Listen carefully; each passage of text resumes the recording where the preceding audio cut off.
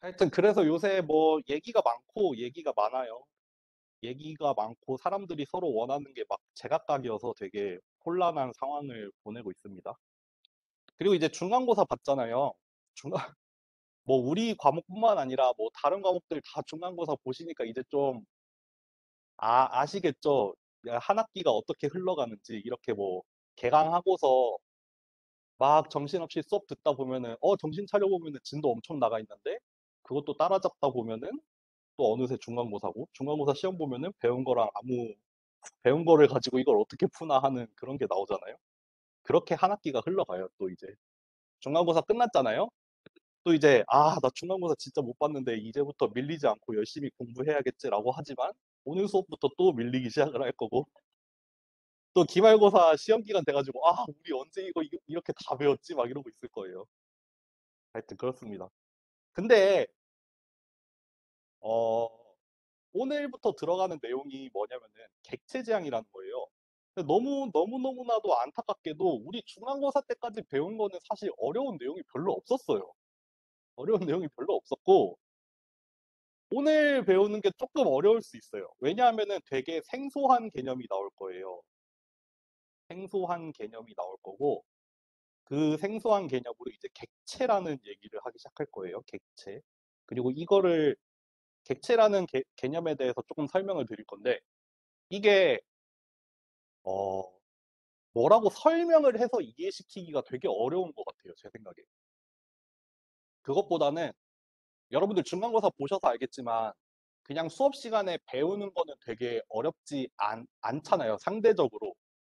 근데 배우는 내용은 되게 쉬웠지만 이제 그거를 내 걸로 만들어서 뭐 어떤 주어진 문제나 주어진 뭐 프로그램을 뭐 구현을 하거나 문제를 해결을 하거나 그런 거를 직접 짜는 거는 배워서 아는 게 아니라 여러분들 그거를 많이 연습을 해 보고 많이 짜 보고 그래야 되는 거란 말이에요. 제가 개강할 때 맨 처음에 무슨 얘기했었냐면은 기억하실지 모르겠지만 "많이 해 봐라.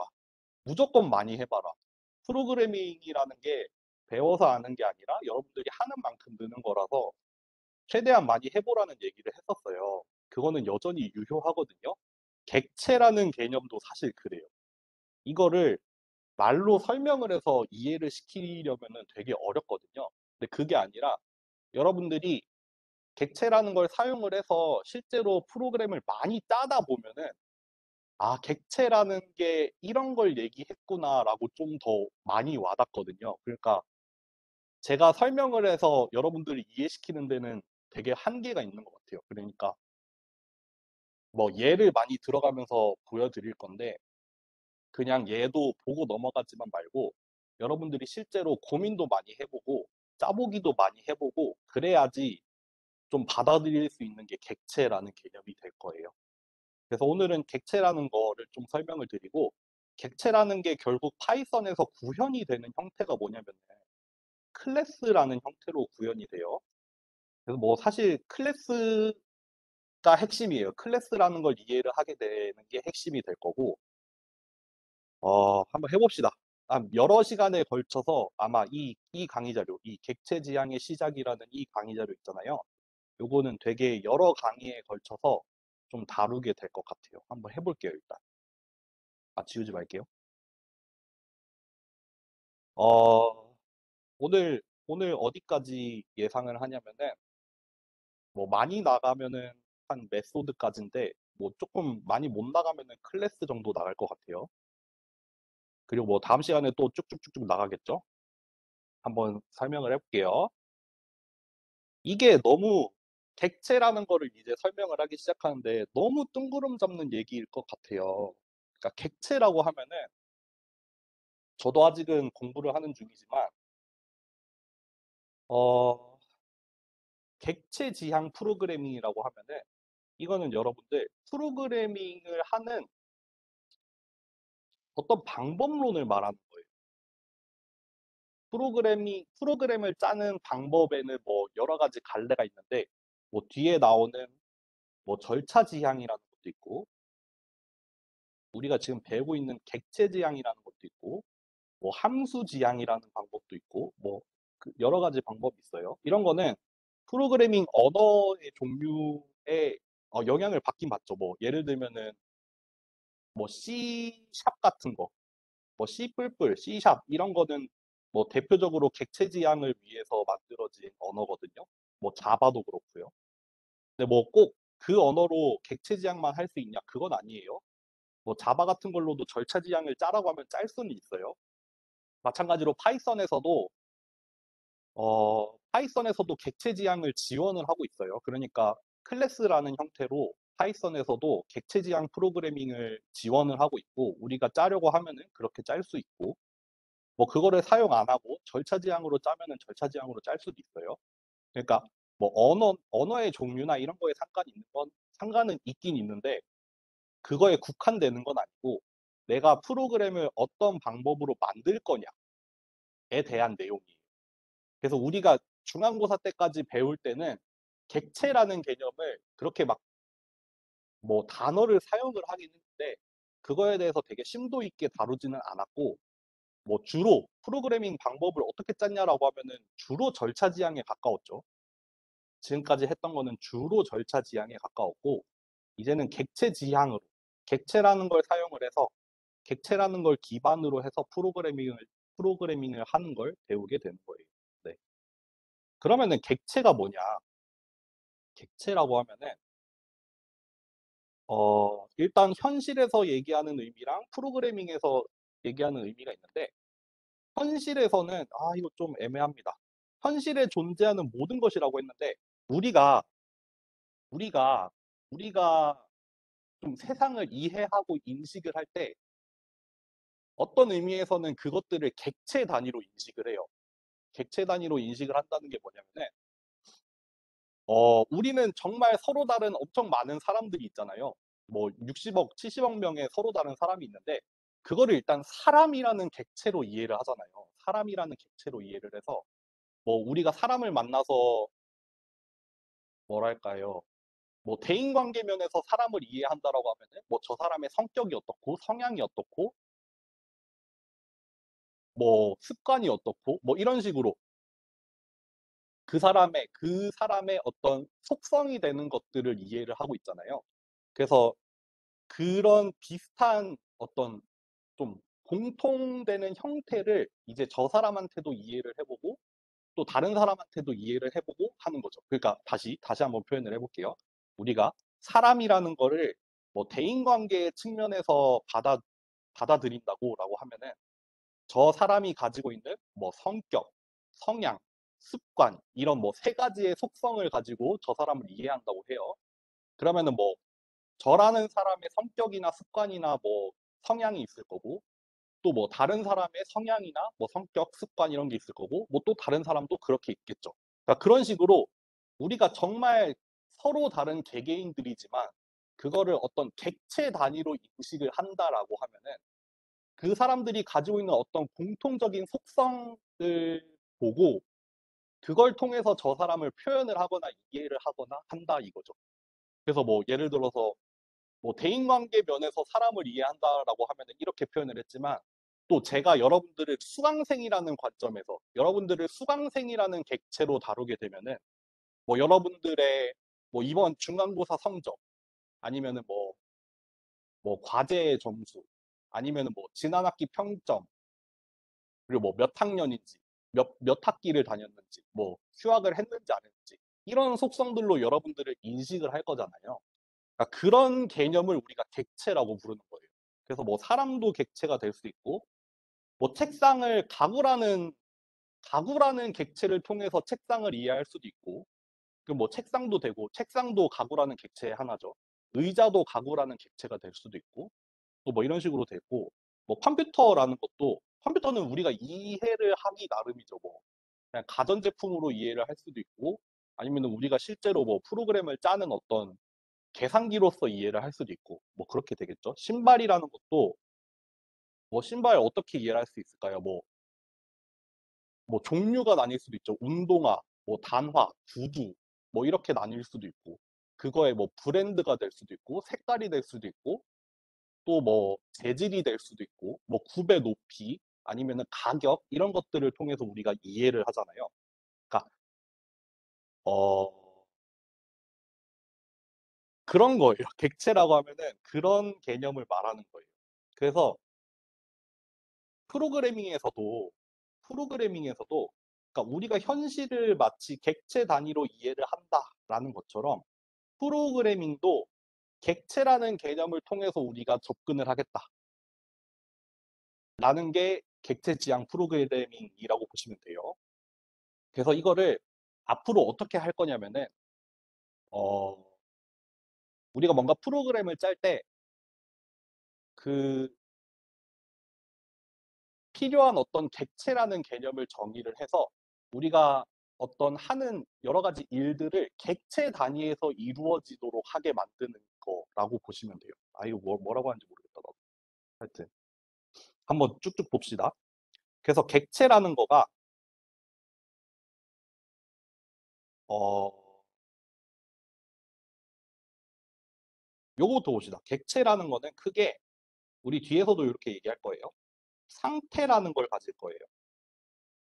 객체의 상태가 있고 객체가 객체에 대해서 어떤 동작을 정의를 할 수가 있어요. 뭐가 있을까요? 만약에 자동차라는 객체가 뭐 뒤에서도 나오는데 자동차의 상태로는 상태 내지는 속성이라는 걸 먼저 정의를 할 거예요. 여기에는 뭐 자동차의 브랜드가 될 수도 있죠. 자동차의 모델이 될 수도 있어요. 자동차의 가격이 될 수도 있고 자동차의 그러니까 요거는 뭔가 자동차를 상품으로서 본다면은 이런 것들이 중요한 속성으로 들어가겠죠. 그게 아니라 만약에 요거 상품으로 본다면은 요런 것들이 속성이겠죠. 우리가 운전을 하는 거를 중심으로 한다면은 현재 속도가 중요하겠죠. 그리고 뭐가 있을까요? 뭐 페달 뭐 악셀이나 브레이크의 뭐 밟은 정도 뭐 0부터 1까지라고 해서 뭐 세게 밟으면 1, 뭐 안 밟으면 0이라고 합시다. 뭐 그렇게 표현을 할 수도 있겠죠. 그리고 뭐 핸들의 각도, 뭐 이런 것들, 아니면 뭐 와이퍼가 지금 동작하는지 안 하는지 그런 것들이 자동차의 운전에 관련이 된 상태들이 되겠죠. 그러니까 우리가 뭐에 관심이 있느냐에 따라서 뭐 같은 객체여도 저렇게 속성을 달리 할 수가 있을 거란 말이에요. 그리고 우리가 동작이라는 것도 정의를 할 수가 있어요. 예를 들어서 좀 운전 관점에서 몇 가지 동작을 좀 정의를 해본다라고 하면은 지금 저 자동차라는 객체에다가 뭐 만약에 속도를 증가시키는 함수 그러면은 뭐 악셀의 그러니까 지금 악셀의 상태를 입력을 받아서 속도를 증가시키는 어떤 함수를 하나 정의를 할 수 있겠죠. 그런 동작을 하나 정의를 할 수 있겠죠. 그래서 뭐 동작을 하나 정의를 하는데 뭐 increase velocity라는 어떤 함수를 정의를 해서 악셀 페달을 밟은 정도를 가지고 이제 이 함수 안에서 속도를 증가시키는 어떤 동작을 수행을 할 수 있겠죠. 그리고 뭐 마찬가지로 뭐 decrease velocity라는 어떤 동작을 정의를 해서 브레이크를 밟은 정도에 대한 함수를 하나 만들어서 속도를 감소를 시키게 되는 어떤 동작을 또 하나 정의를 할 수 있겠죠. 이런 식으로 어, 객체에는 그 객체 고유의 우리가 관심 있는 어떤 값들을 상태 또는 뭐 속성으로 나타내고 그리고 그거랑 상호작용을 하는 어떤 동작들을 정의를 할 수가 있어요. 그래서 객체는 크게 상태랑 동작으로 이루어진다라고 보시면 될 거예요. 뒤에서 비슷한 개념으로 이제 이게 실제로 클래스로 구현이 될 때는 어떻게 되는지를 말씀을 드릴게요. 그래서 뭐 객체는 고유의 기능을 수행을 한다고 하겠죠. 그러니까 우리가 프로그래밍을 통해서 저 객체라는 걸 구현을 하고 우리가 실제로 하려고 했던 그 기능들을 이제 객체에다가 구현을 해내서 우리가 원하는 기능을 수행하게 만들어내는 거겠죠. 뿐만 아니라 뭐 다른 객체들과도 상호작용을 할 수 있겠죠. 그런 것들을 우리가 구현을 하게 되는 겁니다. 그래서 객체 지향 프로그래밍이라고 하면은 결국 객체를 통해서 구현을 해내는 프로그래밍 기법을 말하는 겁니다. 줄여서 OOP라고 얘기를 많이 해요. 오브젝트 오리엔티드 프로그래밍이라고 해서 줄여서 OOP라고 얘기를 많이 합니다. 넘어가도 될까요? 이해가 되세요, 좀? 이게 지금 얘기만 들어서는 솔직히 어, 한 100에 한 1, 20 정도 이해가 될 거예요, 제 생각에는. 지금 맨 처음에 객체라는 얘기를 들어서 진짜 이번에 객체를 처음 들어보는 분들은 아마 아직 그냥 뭐 이런 게 있나 하는 정도로 이해를 하실 거예요.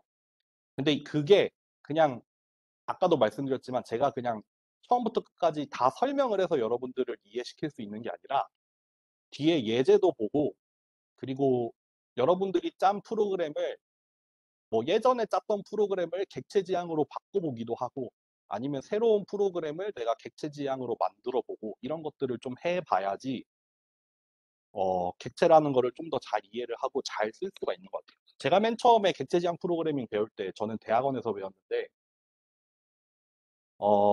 그때 뭐 로봇 제어하는 프로그램을 클래스를 써서 뭐 구현을 해봐라 이런 걸 해가지고 선배들이 그런 걸 시켰거든요. 그래서 맨 처음에 객체 지향 프로그래밍을 혼자 공부를 해가지고 구현을 해갔더니 선배들이 너는 클래스에 탈을 쓴 절차 지향 프로그램을 했다고 엄청 혼났던 기억이 나거든요. 그러니까 분명히 처음에 해보시면은 잘 안 될 거예요. 근데 그런 것도 많이 해보셔야 지금 하는 소리가 무슨 소리인지 이해가 됩니다. 네. 그래서 객체에는 크게 상태라는 게 있고 앞에서 얘기했죠. 앞에서는 스테이트라고 표현을 했지만 프로그래밍에서는 어트리뷰트라는 말을 많이 써요. 객체의 상태 어트리뷰트라고 하고 객체의 동작을 우리가 보통 메소드라고 불러요. 이거는 펑션이랑 좀 비슷한데 약간은 다른 개념이에요. 그렇지만 뭐 거기까지 들어가진 않을게요. 그냥 객체의 동작은 메소드라는 게 담당한다. 근데 메소드는 그냥 함수, 우리가 배웠던 함수라고 보면 됩니다, 일단. 객체의 상태는 어트리뷰트라고 부르는데 요거는 이제 변수들이 담당을 합니다. 여러 가지 변수들이 담당을 합니다. 네. 그래서 음, 객체 지향이 적합한 상황이라고 했는데 아까 그런 표현을 했어요. 뭐 우리가 정말 다 서로 다른 사람들이지만 어떤 공통된 속성을 통해서 우리가 이해를 하잖아요. 우리가 필요한 부분에 대해서 공통된 속성을 가지고 저 사람들을 표현을 하잖아요. 각각의 사람들을 표현을 하듯이 객체 지향이 좀 적합할 만한 상황이 뭐가 있냐면은 이제 구조는 비슷해요. 그러니까 공통된 속성을 통해서 쟤네들을 이해해야 할 필요가 있어요. 그렇지만 각각의 속성은 달라지는 거죠. 뭐 예를 들어 MBTI라는 걸 통해서 MBTI가 적절한 객체네요. 우리가 MBTI라는 걸 통해서 사람을 이해를 하잖아요. 사람을 크게 4개의 알파벳으로 구분을 하지만 각각의 사람들은 서로 다른 알파벳으로 구현이 되어 있잖아요. 그러니까 구조는 비슷해요. 그렇죠? 4개의 알파벳으로 구분을 하듯이 구조는 비슷해요. 근데 서로 다른 특성을 가지고 있죠. 총 16가지의 경우의 수가 나오잖아요. 저는 참고로 INFP거든요. 그러니까 사람마다 특성이 이렇게 달라지잖아요. 그런 것처럼 많이 비유를 하는 게 이거 정말 많이 들어보는 비유인데 보통 붕어빵의 비유를 많이 해요. 그래서 객체가 뭐냐면은 붕어빵의 틀이 되는 거죠. 붕어빵 먹을 때 보면은 틀에다가 이렇게 반죽을 붓고 거기에다가 판 넣은 다음에 구워서 찍어내잖아요. 찍어낸단 말이에요. 그럼 이 붕어빵 틀에서 붕어빵들이 찍어져 나오죠. 요런 식으로 비슷한 틀을 가지고 있는 거예요. 객체라고 하면. 네. 그리고 요 객체는 자료형이 됩니다. 사실은. 우리가 사실 지금까지 봤던 뭐 리스트나 뭐 이런 것도 뭐 튜플 이런 것도 다 사실은 객체였거든요. 그래서 우리가 새로운 객체를 만들면은 새로운 자료형을 하나 새로 만든다고도 이해를 하시면 될 거예요. 네. 넘어가 볼게요. 어렵죠. 어렵습니다. 절차 지향 프로그래밍 이거는 지금 아직 설명하기는 너무 어려울 것 같아요. 어 그냥 한번 읽어만 볼게요. 절차 지향이라고 하면은 뭐 객체 지향에 반대가 된다라고 하기보다는 객체 지향이랑은 좀 다른 프로그래밍 방법이에요. 이거는 뭐냐면은 라인 바이 라인으로 실행이 되는 방식이에요. 사실 우리가 지금까지 짰던 거죠. 보통 맨 처음에 배우면은 절차 지향을 배우게 되죠. 우리가 모르는 사이에 그 순서대로 실행이 되는 그런 프로그래밍을 배웠어요. 근데 뭐 자세한 거는 차차 봅시다. 여기까지. 여기까지 혹시 좀 어려운 게 있나요? 바로 넘어가도 될까요? 잠시만요.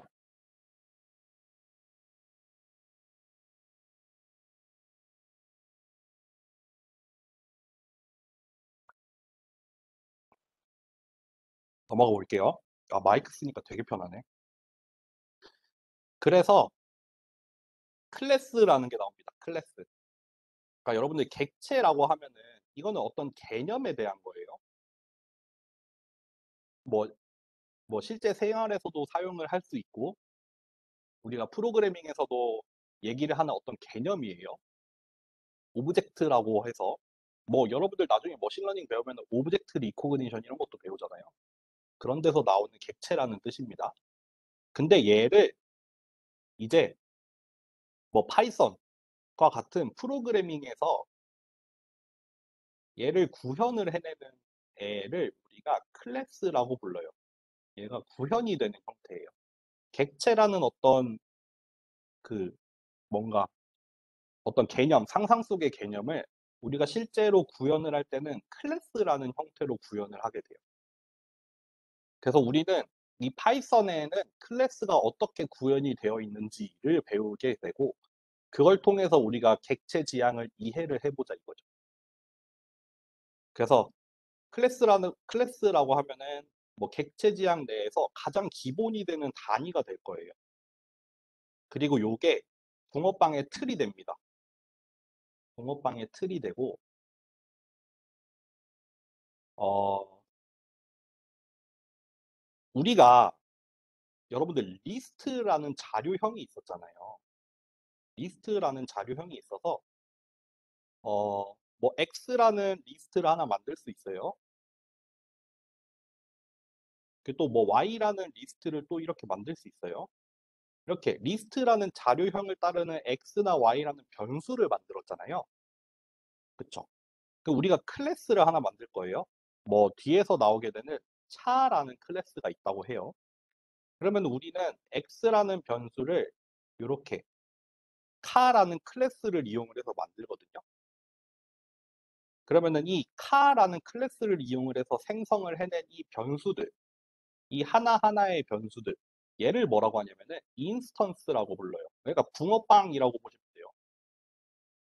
이 카라는 클래스, 요거는 이제 붕어빵의 틀이라고 보시면 돼요. 그래서 우리가 이거를 정의를 할 거예요. 이 카라는 클래스가 어떻게 생겼는지, 뭐 어트리뷰트로는 뭐를 갖고 있고 메소드로는 뭐를 갖고 있는지 정의를 한 다음에 그 정의에 따라서 X랑 Y라는 뭐 새로운 변수들을 만들어낼 수 있거든요. 근데 이때 새롭게 만들어진 이 클래스라는 이 카라는 클래스를 따르는 이 자료형, 얘가 일종의 자료형이 되거든요. 이 자료형을 따르는 새로운 변수들 하나하나를 인스턴스라고 보면 됩니다. 인스턴스라고 합니다. 그러니까 개개인이라고 보시면 됩니다. 그러니까 클래스를 가지고 만들어지는 각각의 요소 내지는 각각의 변수들 그 하나하나를 우리가 인스턴스라고 불러요. 네. 뭐 자료형도 사실은 이미 만들어져 있는 클래스의 일종이었다. 나중에 클래스라는 거 본 다음에 우리가 실제로 어 뭐 자료형들이 왜 클래스였는지도 뭐 차차 말씀을 드릴게요. 넘어갑니다.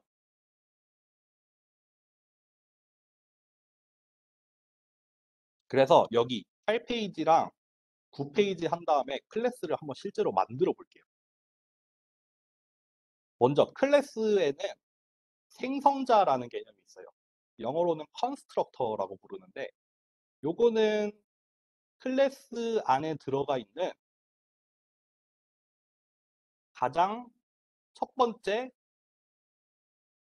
뭐 메소드 내지는 함수가 될 거예요. 클래스에서 기본적으로 반드시 필요한 첫 번째 함수를 우리가 생성자라고 해요. 이게 뭐냐면은 그러니까 이 클래스의 생성을 담당하는 함수예요. 이 클래스가 생성이 될 때 호출이 되는 함수예요. 그러니까 이 객체가 생성이 될 때, 이 객체가 생성이 되는 순간 맨 처음에 한 번 실행이 되는 그런 함수를 우리가 생성자라고 합니다. 그러니까 붕어빵 틀에서 붕어빵을 구워내는 그 함수예요. 그래서 뭐 뒤에 보면은 여기 보면은 카라는 클래스를 우리가 정의를 해요. 함수 정의하듯이 마치 클래스를 하나 정의하죠. 거기 안에 지금 3개의 함수를 정의를 해 놓은 거예요. 그렇거든요. 그중에 이거 제일 먼저 정의를 한 요 함수. 요 함수를 우리가 생성자라고 불러요. 볼게요. 그래서 이 생성자는 객체가 생성이 되면은 맨 처음에 한 번 자동으로 호출이 돼요. 자동으로 한 번 호출이 되다 보니까 당연히 거기 안에서 초기화를 수행을 해야겠죠.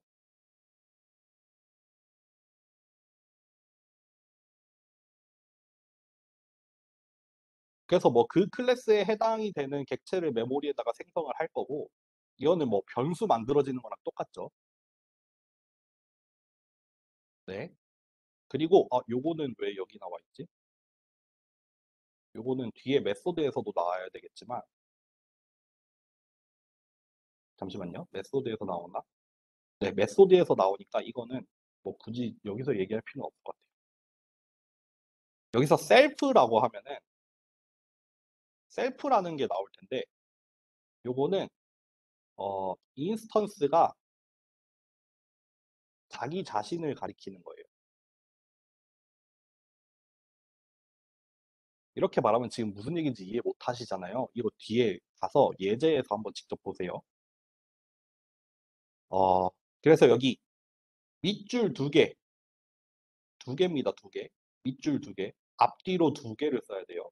밑줄 2개를 쓰고 여기 뭐 이니셜라이즈 뭐 이런 데서 왔겠죠. 거기서 4글자 따가지고 init라고 써서 요런 이름의 함수를 하나 만들어 줘야 돼요. 이거는 무조건 이 이름을 써야 돼요. 그리고 매개 변수로는 일단 첫 번째로는 셀프는 반드시 들어가야 돼요. 뭐 뒤에 뭐 2개, 3개, 4개를 넣는 건 상관없는데 맨 처음에는 무조건 셀프가 들어가야 돼요. 뒤에 거는 들어가든 안 들어가든 상관없는데 맨 처음은 무조건 셀프가 들어가야 돼요. 그래서 요렇게 생긴 함수, 요렇게 생긴 메소드를 통해서 우리가 이 클래스의 생성을 담당을 한다고 보시면 돼요. 그리고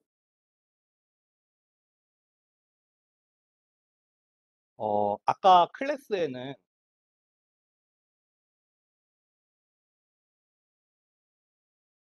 이제 속성이라는 게 있고 메소드라는 게 있다고 했잖아요.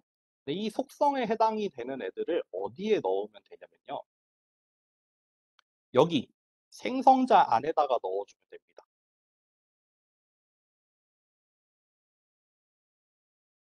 생성자 함수 안에 이렇게 다시 한번 볼게요. 우리가 클래스라고 하면은 우리 이제부터 클래스를 하나 만들 거다. 요렇게 생긴 클래스를 정의를 할 거다. 그리고 사용을 할 클래스 이름, 마치 함수 이름 쓰듯이 사용할 클래스 이름을 이렇게 쓰고 이렇게 콜론을 넣고 시작을 하면 돼요. 그 다음에 맨 처음으로 생성자를 하나 정의를 해야 되죠. 이 클래스 안에서 생성자를 하나 정의를 하는 거예요. 그래서 아까 얘기했던 요 이름을 쓰고 여기 첫 번째 인자로는 셀프를 받아야 돼요. 여기 안에서 뭐 함수처럼 똑같이 하면 되는데 뭐 함수 정의하듯이 하면 돼요. 근데 그중에 우리가 이 클래스의 속성을 넣고 싶다라고 하면은 여기 안에다가 넣어주면 됩니다. 이 생성자 안에다가 이렇게 뭐 베리어블에서 따온 바겠죠. 이 바라는 어떤 속성을 하나 만들고 싶다라고 하면은 이 셀프 점 바를 해서 뭐 거기에 해당이 되는 어떤 값을 넣어서 초기화를 시키면 돼요.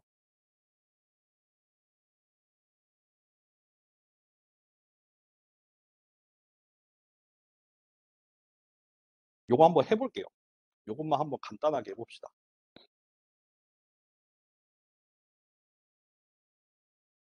아, 이 마이크 스탠드가 왜 있는지 이제 알겠다.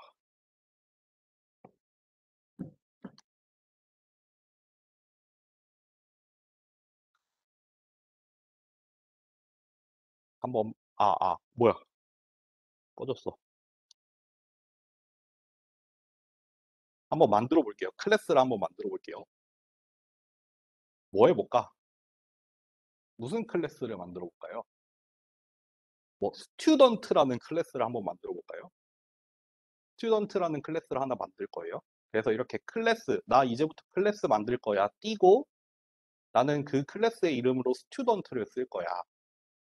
그래서 이제 정의를 시작할게 이런 뜻이에요. 들여쓰기 한번 하고 들여쓰기 자동으로 돼 있죠. 생성자를 먼저 정의를 해봅시다. 생성자를 정의를 하는데 여기 안에다가 속성들을 몇 개 넣어 볼게요. 스튜던트에 예를 들어서 MBTI는 기본적으로 INFP를 설정을 해볼게요. 그리고 뭐라고 해볼까? 뭐 중간고사 스코어 100점, 뭐 호목 스코어는 뭐 100점, 90점, 60점, 80점 이렇게 됐다고 해봅시다. 이렇게 선언 다 했다 쳐요. 그럼 이거 실행하면은 정의만 한 거예요. 배터리가 없나? 배터리가 없네. 요거 되나?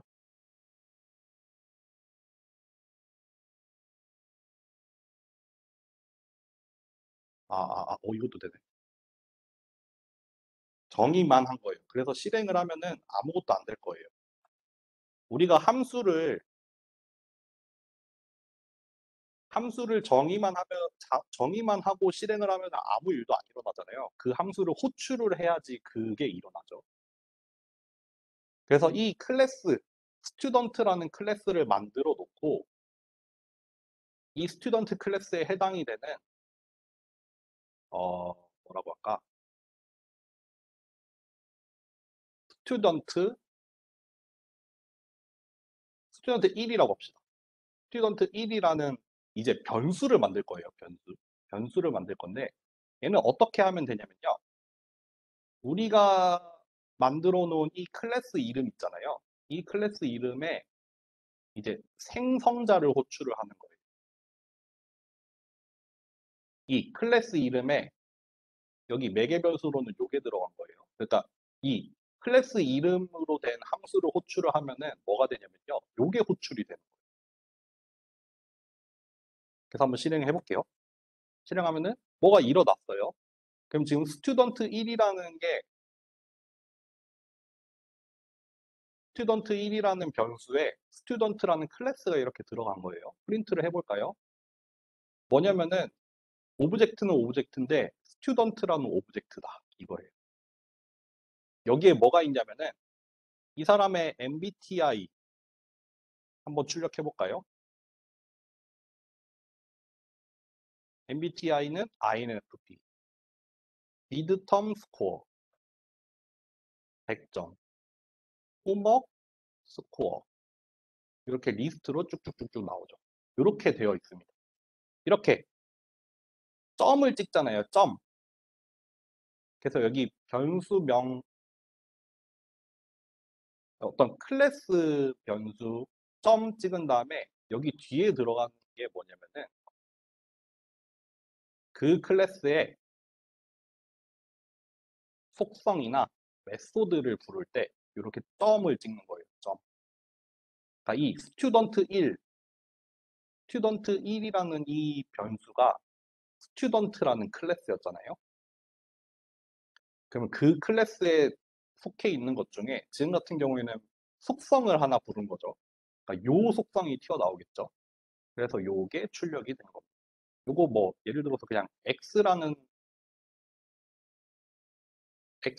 스튜던트로 바꾸면은 이렇게 바뀌겠죠. 뭐 다 출력해 볼까요? X의 MBTI랑 X의 미드텀 스코어랑 X의 홈워크 스코어 이렇게 하면은 이렇게 달라집니다.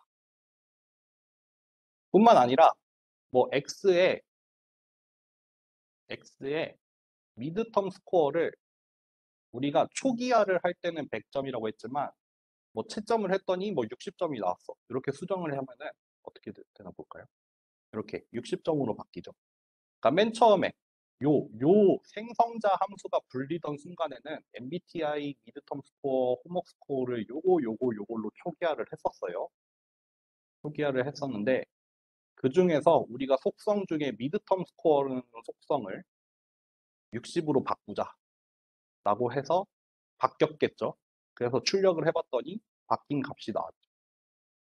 마찬가지로 홈워크의 뭐 첫 번째가 사실은 빵점이다. 그럼 여기가 빵점으로 바뀌죠. 이렇게 됩니다. 여기까지 좀 이해가 되시나요? 아니면은 여기서 조금 더 해볼까요?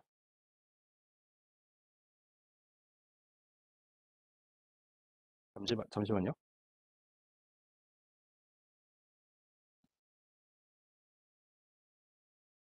여기서 조금 더 해볼게요. 요 생성자라는 함수가 여기에서 호출이 되잖아요. 근데 여기에다가 뭐 스코어를 하나 받읍시다.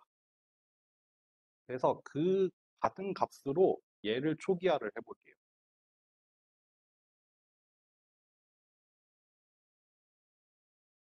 이렇게 하면은 에러가 나죠. 왜냐하면은 여기 스튜던트라고 한 다음에 매개 변수가 하나도 없는 함수를 불렀는데 그런 함수는 없잖아요. 우리는 매개 변수가 이렇게 지금 우리가 만든 이 생성자는 매개 변수가 크게 두 개가 들어가 있는데 여기 맨 앞에 셀프는 사실 그냥 자기 자신이 되기 때문에 요거는 생략이 돼요. 그러니까 한 개를 넣어야 돼요. 여기 안에 매개 변수를 하나를 넣어줘야 돼요. 여기에 100이라고 넣으면은 요 함수가 실행이 되면서 매개 변수 이 스코어라는 매개 변수로 100을 받는 거예요. 100을 받아서 그 받은 값을 미드텀 스코어에다가 저장을 하겠다라는 뜻이거든요. 아, 나 왜 여기 스튜던트라고 했지? 셀프라고 해야 되는데. 큰일 날 뻔했네. 그러면은 이 생성자가 불리는 순간 요 100을 받아서 미드텀 스코어에 넣어서 초기화를 하겠죠. 그러니까 요거 출력을 하면은 INFP 나올 거고 100점 나올 거고 100, 90, 60, 80이 나오겠죠. 한번 실행해 볼게요. 요렇게 나옵니다. 그러니까 우리의 생성자는 요 함수예요. 요 함수. 요. 요 이름으로 된 함수를 실행을 하면은 사실 얘가 실행이 된다.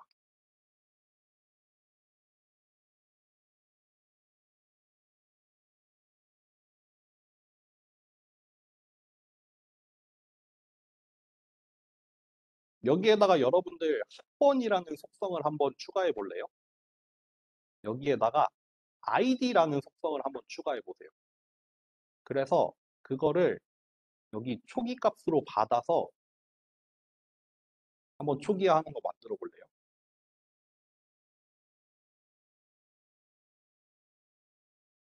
그래서 그거를 출력도 한번 해보세요.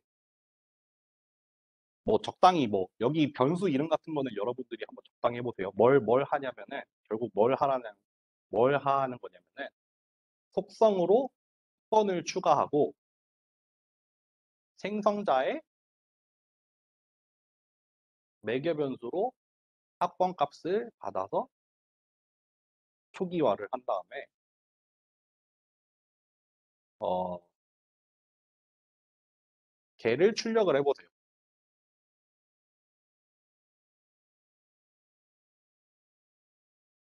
요거 한번 해보세요.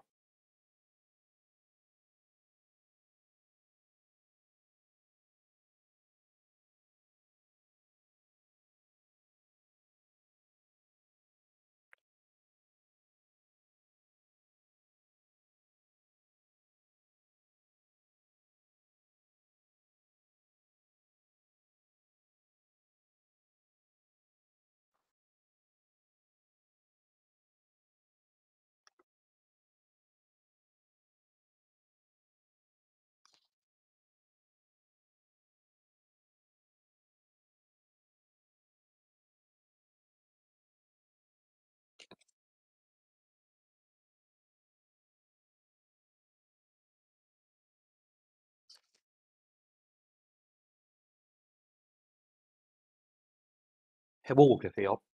마이크 배터리 좀 가려볼게요.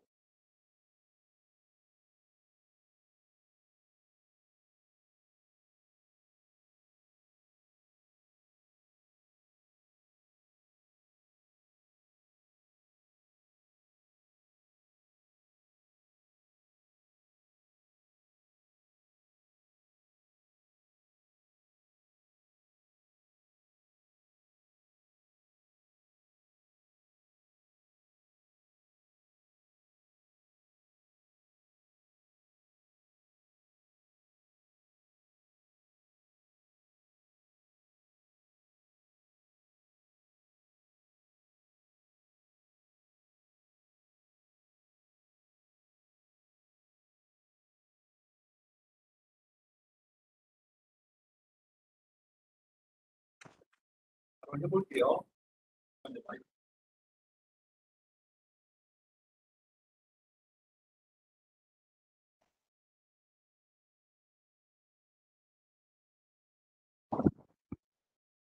해보겠습니다. 잠깐만요. 별로 안 어렵죠, 이거는? 한번 저는 이렇게 만들어 볼게요. 여기에 SID라는 걸 받아서 여기에다가 ID라고 해서 요거를 이렇게 받을게요. 여기서 여러분들 프린트를 해도 돼요. 요렇게 프린트 해도 돼요. 그러면은 요 프린트 한번 지어볼게요. 그러면 여기 하나 더 넣어야겠죠? 내가 학번이 뭐였지? 기억이 안 나네. 저는 제 대학원 학번은 이겁니다. 이거 실행해 볼게요. 그러면은 요거까지 실행이 됐죠. 여기 생성자가 불리는 순간에 일단 스코어로 100을 넘겨줬고 SID로 얘를 넘겨줬고 그래서 걔를 여기다가 저장을 한 다음에 걔를 출력까지 했어요. 이거를 뭐 문자열로 해도 되겠죠. 문자열로 해도 사실 뭐 바뀌는 거 없이 그냥 문자열이 출력이 됩니다. 됐죠? 넘어가 볼까요, 그러면은? 근데 이제 중간고사 보셔서 알겠지만 이렇게 하는 거랑 시험 문제랑 난이도가 많이 다르다는 거 이제 아시죠? 많이 해보세요, 이것저것. 제가 아직 여러분들 답안지를 보지는 않았거든요. 과연 어땠을지 아직 잘 모르겠어요. 근데 막 빨리 나가는 사람들도 있고 그랬잖아요. 뭐 빨리 나가면은 뭐 아니면 도죠, 대체로. 엄청 잘 풀었거나 그냥 손도 못 댔거나 이걸 텐데 생각보다 빨리 나가는 사람들 많았는데 다시 넘어가 볼게요.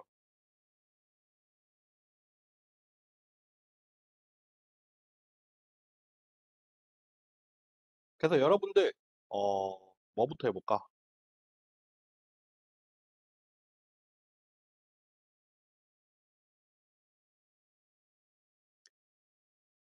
뭐부터 하면 좋을까?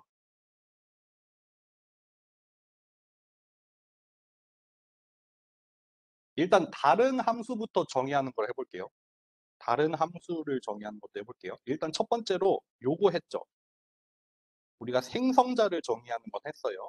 생성자 정의하는 건 했는데 여기 생성자 정의하고 그 속성들 아직 이 속성을 인스턴스 변수라고는 아직 말하지 않았어요. 이거는 다음 장에서 설명을 할 건데 어쨌든 필요한 속성들을 정의를 하고 그거 말고 다른 함수들도 한번 만들어 볼게요. 다른 함수 한번 만들어 봅시다. 다른 함수 만드는 거는 그냥 생성자 만들듯이 하되 이제 내가 원하는 함수 이름을 쓰면 돼요. 뭐 해볼까요? 프린트를 하는데 프린트 인포라는 함수를 한번 정의해 볼까요? 이거는 매개 변수 하나도 안 받지만 얘는 써줘야 됩니다. 여러분들 기본적으로 나는 들어가야 돼요. 나. 그래서 뭘 출력할 거냐면은 근데 스튜던트라고 해놓고 뭐 이름이랑 이런 거 하나도 없이 MBTI부터 시작했네. MBTI는 이렇게 한번 출력을 해볼까요? 뭘로 할까? F 스트링 할까? F 스트링 해볼게요. MBTI는 이렇게 하고 또 뭐 할까? 뭐 아이디는 이렇게 한번 출력을 해볼까요? 그런 다음에 그러면은 이렇게 생성자로 한 다음에 요 x라는 변수 안에 print info라는 함수가 있는 거죠. 이거 한번 실행을 해볼게요. 여기 생성자에 있는 프린트는 지울게요. 이렇게 한번 해볼게요. 그러면은 나오죠. 내가 여기 x라는 스튜던트 클래스를 생성을 해서 뭐 시험 점수랑 학번으로 초기화를 잘 했죠. 그 다음에 여기 우리가 메소드로 뭘 하나 넣어냈냐면은 그 학생의 여러 가지 정보를 프린트하는 함수를 하나 만들어 봤어요. 그래서 프린트를 하죠. 여기는 뭐 매개 변수도 따로 없고 안에서 뭐 별다른 거 하는 거 없이 프린트만 해요. 그냥 자기 자신이 가지고 있는 변수들만 이용을 해서 프린트를 하는 거잖아요. 프린트 하죠. 역시 또 여기서 예를 들어서 내가 MBTI가 뭐가 있지? ESTJ다. 요렇게 바꾸면은 프린트를 했을 때 요렇게 바뀌겠죠. 여기 생성을 한 거랑 프린트하는 거 사이에서 이렇게 바꿨으니까요. 바뀝니다. 네. 그러면 우리 또 한번 응용을 하나 해볼까요? 함수를 하나 만드는데 뭘 만드시냐면은 호먹 스코어에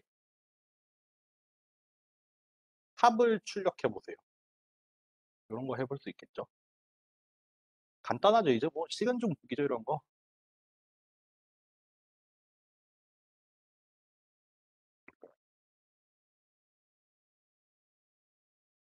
출력하는 함수를 하나 만들어 보세요.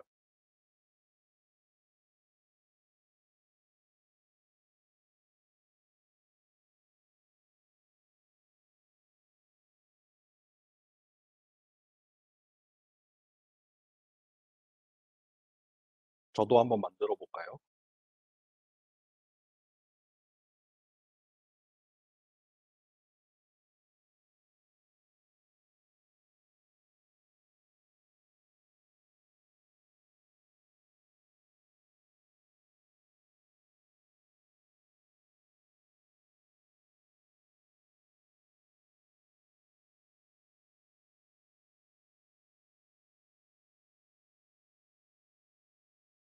저는 이렇게 만들 것 같아요.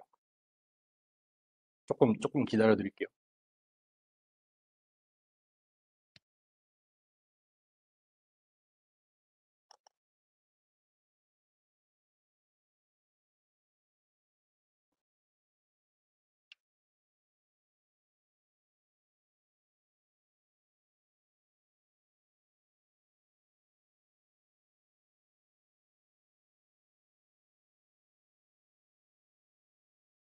한번 볼까요? 저는 프린트 홈워크 스코어라는 함수를 하나 만들었어요. 그래서 첫 번째 매개 변수로 셀프를 받았고, 이제 합 구하는 거 이거 뭐 우리 너무 많이 했잖아요. 그래서 그냥 썸 하나 정의해 놓고, 여기 홈워크 스코어 안에 들어가 있는 거 포문으로 읽어가면서 다 더한 다음에 마지막에 이 썸을 프린트를 하는 형태로 이렇게 함수를 하나 만들었어요. 그래서 여기 밑에서 프린트 홈워크 스코어 해봤더니 요 4개 점수를 다 합친 값이 이렇게 홈워크 스코어로 나왔습니다. 여기까지. 여러분들 이쯤에서 한번 생각을 해봅시다. 우리가 지금 예로 든 게, 이제 수강생이라는 입장에서 이제 그 학생의 뭐 인적 정보라던가 아니면은 성적 같은 거, 이런 거를 이제 종합적으로 관리를 하는 프로그램을 만들고 싶어요. 지금 이렇게 클래스로 만들었잖아요. 이거 클래스 안 쓰고 하려면 어떻게 해야 될까요? 한번 생각해 보세요. 만약에 지금 뭐 여러분들이 조교예요. 우리 수업에 지금 수강생이 43명 정도 되거든요. 근데 그거를 파이썬으로 짜기로 했어요. 그거 어떻게 짜야 될까요? 클래스를 안 쓰고 짜려면 어떻게 해야 될까요? 뭐 그 학생들의 뭐 이름, 중간고사 성적, 홈워크 성적, 뭐 학번, 연락처, 이름 했죠. 뭐 MBTI 이런 거 다 넣어야 된다고 생각해봐요. 조금 머리가 아프지 않나요? 조금 머리가 아플 것 같아요. 그뿐만 아니라 여기서 이제 우리가 적절한 함수들을 만들어줘서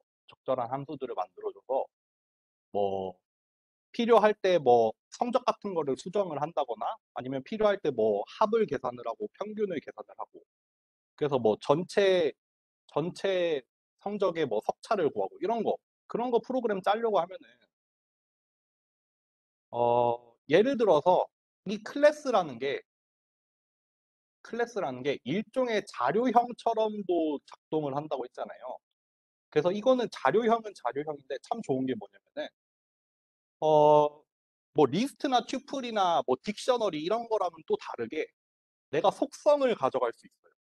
내가 속성으로 내가 원하는 어떤 변수를 아무거나 만들 수가 있단 말이에요.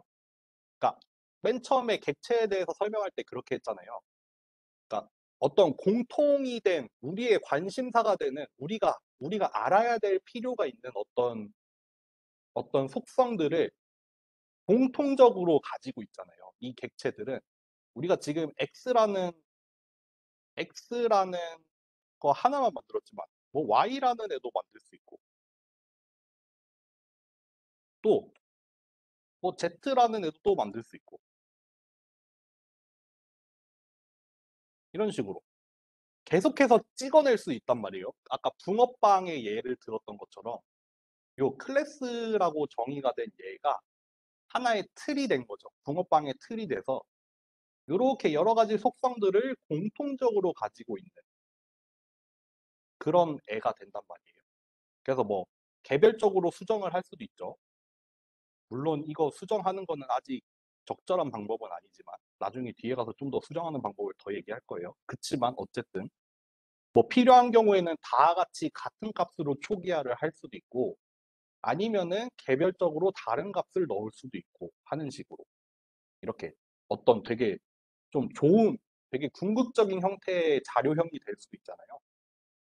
그쵸? 그런 면이 하나가 있고 또 아직 메소드를 그렇게 많이 다루지는 않았지만 이런 클래스에 대해서 우리가 좀 그 클래스, 우리가 관심 있는 그 객체에 필요한 어떤 기능들이 있을 거 아니에요. 뭐 지금은 좀 되게 간단했어요. 그냥 인적 정보를 프린트를 한다거나 뭐 홈워크의 점수를 합친다거나 하는 뭐 그런 건데 여기 속성으로 가지고 있는 이런 변수들을 활용을 해서 우리가 필요한 기능들, 그 객체 단위에서의 기능들 그런 것들을 우리가 정의를 할 수 있잖아요. 요런 게 가능하다는 게 사실 객체를 사용하는 이유고, 이제 이런 방식을 사용을 해서 프로그램을 짜는 거를 우리가 객체 지향 프로그래밍이라고 하는 거예요.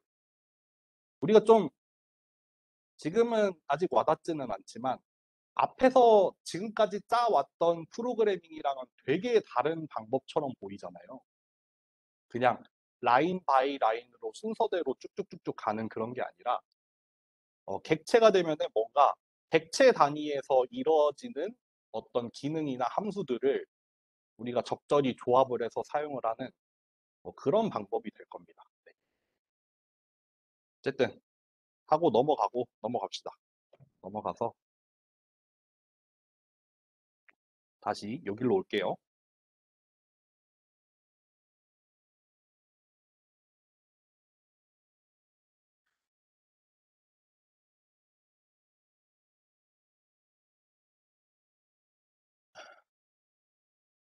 여기 요거 하나 읽고 넘어가야겠다. 일단 인스턴스 변수라는 게 뭔지는 아직 모르겠지만 다음 페이지에서 설명을 할게요. 근데 이 인스턴스 변수라는 거랑 메소드라는 거를 우리가 방금 봤어요. 요 인스턴스 변수는 생성자 안에서 우리가 초기화를 했던 애들이죠. 그리고 메소드라는 어떤 함수들을 만들었죠. 그리고 얘네 둘을 합쳐서 우리가 멤버라고 한대요. 멤버. 이 클래스의 멤버라고 합니다. 그래서 이 점을 통해서 접근을 했던 애들 있잖아요. 뭐 클래스 이름 뒤에 클래스 이름이나 변수 이름 뒤에 이 점을 찍고서 들어가는 이 함수들. 얘네들이 사실은 변수 아니면 함수들이었어요. 그래서 기억하실진 모르겠지만 우리가 리스트를 만들면은 거기에 뭐 sort라는 함수도 있었고 뭐 insert라는 것도 있었고 뭐 여러 가지 있었거든요. 걔네들이 사실 뭐다? 리스트라는 클래스 안에 들어가 있는 멤버들이었어요. 그러니까 리스트라는 자료형 안에 그 리스트라는 자료형에서 유용할 만한 어떤 함수들이 있었단 말이에요. 그래서 그런 것들을 미리 다 가지고 있었던 거죠. 넘어가 보겠습니다.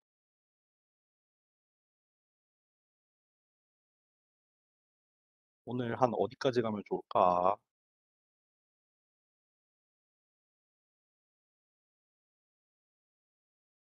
좀만 더 해봅시다. 어,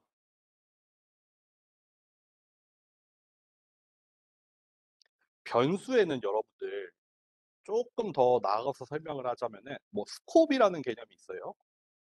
그러니까 어떤 변수를 어디에서까지 볼 수 있느냐라는 뜻이에요. 그런 스콥이라는 개념인데 그거에 대해서 말을 하는 거예요. 근데 일단 여기서는 좀 두 개에만 좀 더 초점을 맞춰봅시다.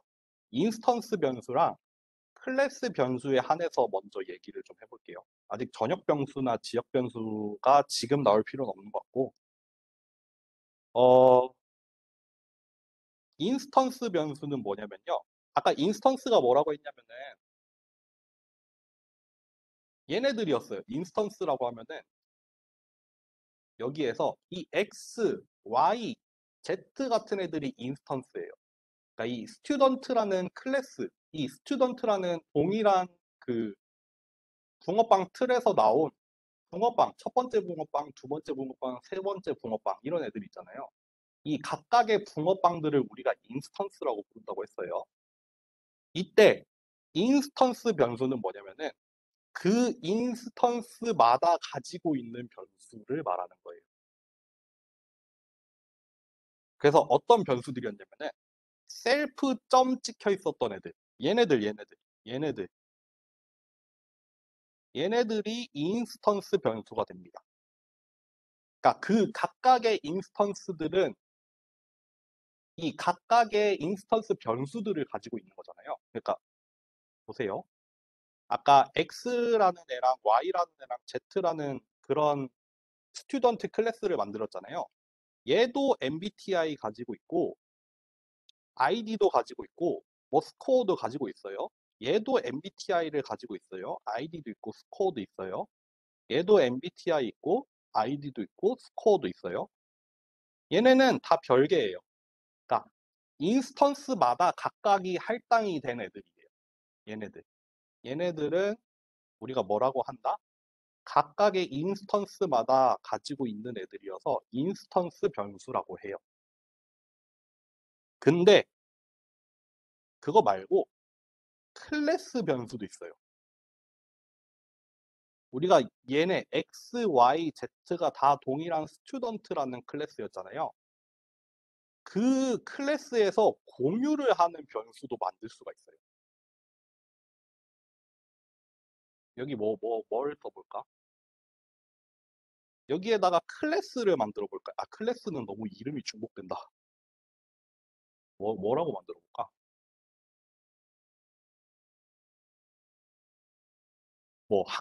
학번도 좀 그런데.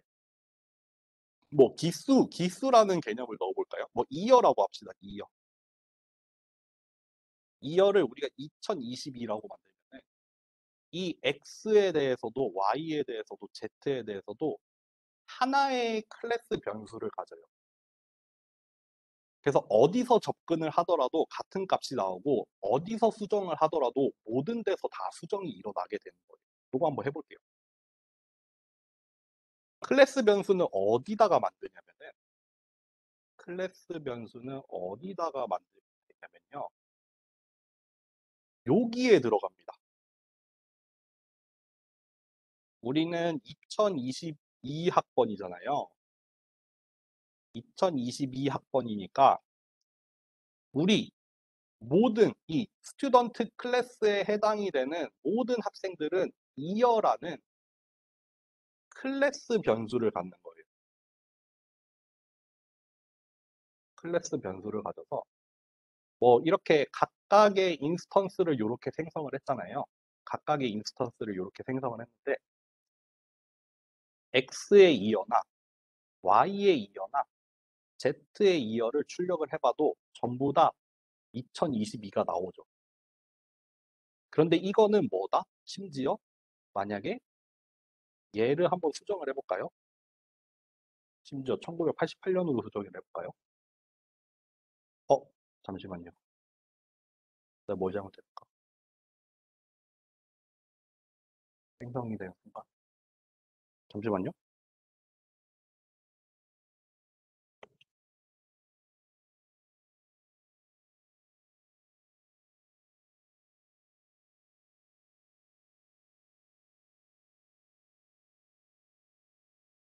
이거는 제가 잠깐 헷갈리고 있는 것 같은데요. 이거 제가 다음 시간에 좀 더 정확하게 알아서 또 다시 설명드릴게요.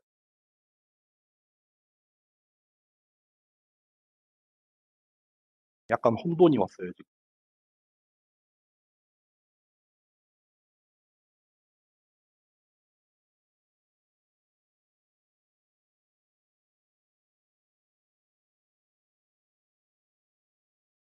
네. 요거 좀만 다시 설명을 드릴게요. 요거는. 잠깐만. 한 가지 더 설명을 드리자면은, 뿐만 아니라 이렇게 각각의 인스턴스에서도 저 클래스 멤버에 접근을 할 수 있었잖아요.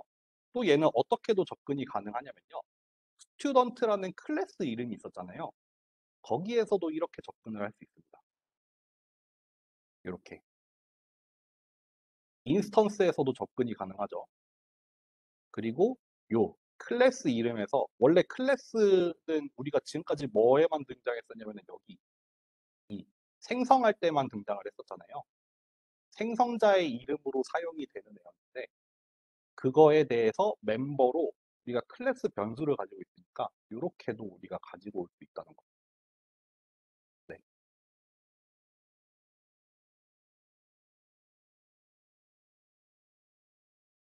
그러고 다시 넘어갈게요.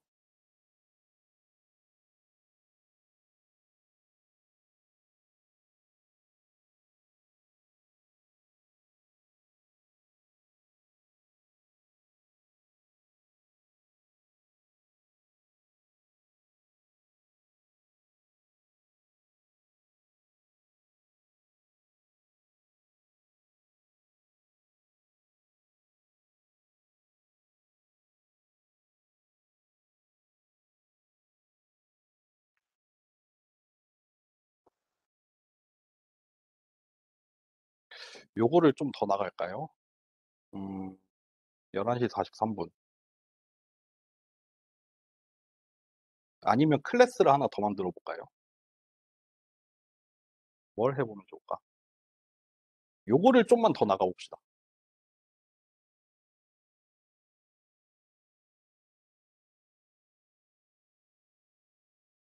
이번에는 여러분들 음 뭐에 대해서 설명을 할 거냐면은 변수를 숨길 수가 있어요. 숨긴다는 게 무슨 뜻이냐면은 외부에서 보기에 숨길 수가 있다는 뜻이에요. 그러니까 지금 우리가 여기서 봤던 요 예시들 같은 경우에는 이 인스턴스 변수들 뭐 인스턴스도 마찬가지고 클래스도 마찬가지고 얘네들을 바깥에서 직접 수정이 가능했죠. 뭐 바깥에서 얘네들을 얘를 이렇게 다이렉트로 요렇게 수정을 하는 것도 됐고 얘네들을 요렇게 출력을 하는 것도 됐어요. 접근을 해올 수 있으니까. 그러니까 여기 개별적인 인스턴스 변수들을 수정도 했고 읽어 오는 것도 되고 이런 식이었거든요. 근데 그거를 외부에서 못 보게 숨기는 게 가능해요. 이런 애들을 뭐라고 부르냐면은 프라이빗 변수라고 해요. 그러니까 얘는 이제 클래스 안에서는 사용을 할 수 있어요. 클래스 안에서는 사용을 할 수 있는데 클래스 밖에서 직접 접근을 하는 거는 안 돼요. 외부에서 직접 접근을 하는 거는 막아놓는 거예요. 그래서 얘는 어떻게 표현을 하냐면은 변수 이름 앞에다가 이렇게 밑줄을 2개를 긋습니다. 이렇게 하면은 프라이빗 변수를 만들 수 있어요. 한번 만들어 볼게요.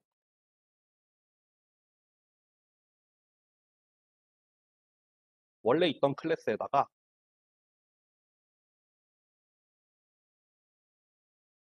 이렇게 뭘 해볼까? 요거.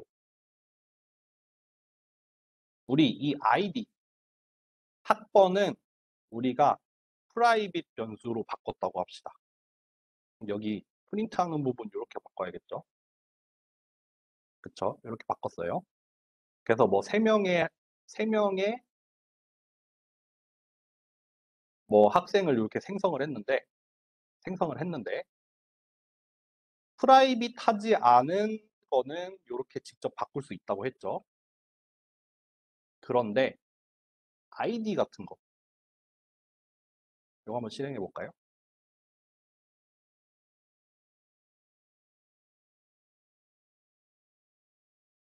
이거 지금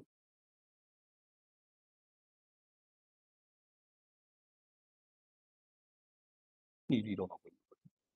잠시만요.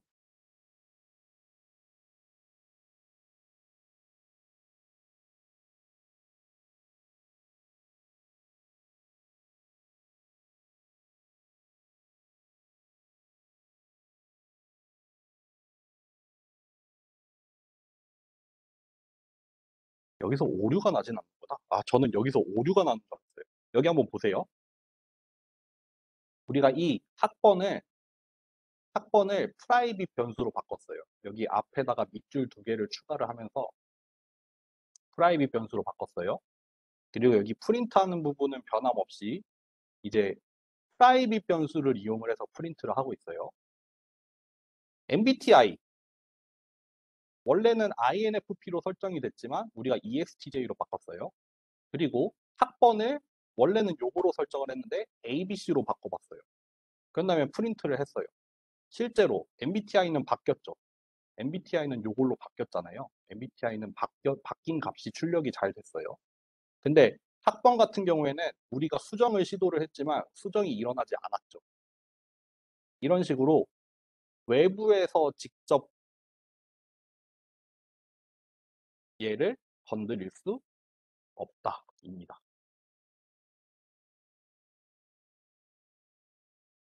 그래서 얘를 프라이빗하게 얘는 여기 클래스 안에 얘를 잘 숨겨 놓은 거예요. 그래서 건드릴 수 없게 만들어 놓은 거예요. 저는 여기 이거 수정을 하면 아예 오류가 나는 줄 알았는데 오류가 나진 않아요. 네. 또 뭐 하나 더 추가해 볼까요, 여러분들? 뭐를 한번 해볼까? 여기에다가 여러분들 그러면은 GPA라는 프라이빗 변수를 추가해 보세요. 뭐 생성자에서 적절하게 초기화하세요.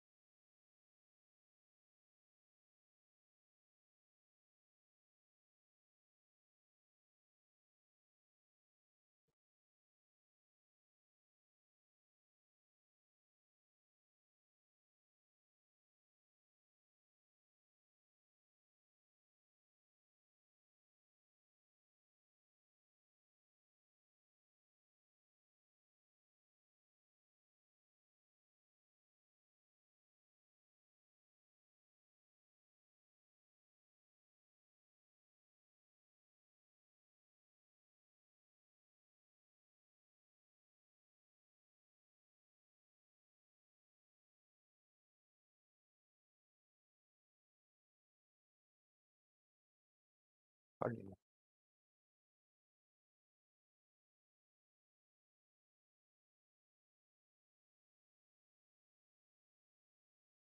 하셨나요? 어렵지 않죠? 여기 생성자 안에다가 GPA를 넣을 건데 프라이빗 변수니까 여기 앞에 두 줄을 긋고 뭐 GPA를 4.5로 초기화를 해볼까요? 4.5로 초기화를 하고 뭐 확인을 한번 해볼까요?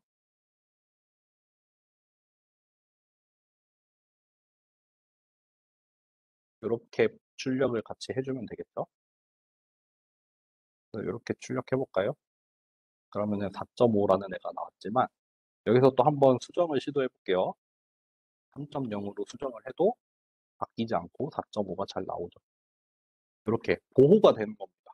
외부에서 함부로 건드릴 수 없도록 보호하는 애라고 보시면 됩니다.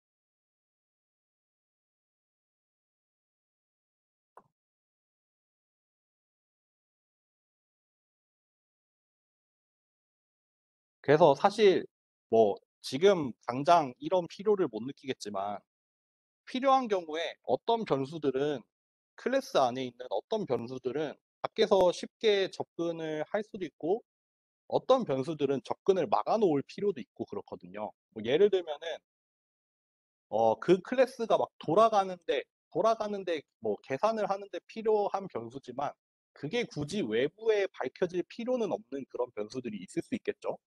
그런 것들은 우리가 적절히 프라이빗을 만들어 놔서 그냥 클래스가 돌아가는 데는 문제가 없지만 얘네를 외부에서 함부로 수정을 해서 작동에 이상이 생기지는 않도록 하게 하는 그런 경우가 필요하겠죠. 그래서 그럴 때 우리가 적절히 퍼블릭이랑 프라이빗 변수를 구분을 해줄 필요가 있습니다. 네. 그래서 프라이빗은 그런 경우에 필요하다고 보시면 되고, 오늘은 그럼 여기까지 하고, 다음 시간에 여기서부터 이어서 하는 걸로 해볼게요. 여러분들 클래스 한번 열심히 연습을 해서 오시면 될 것 같네요. 네, 여기까지 하겠습니다.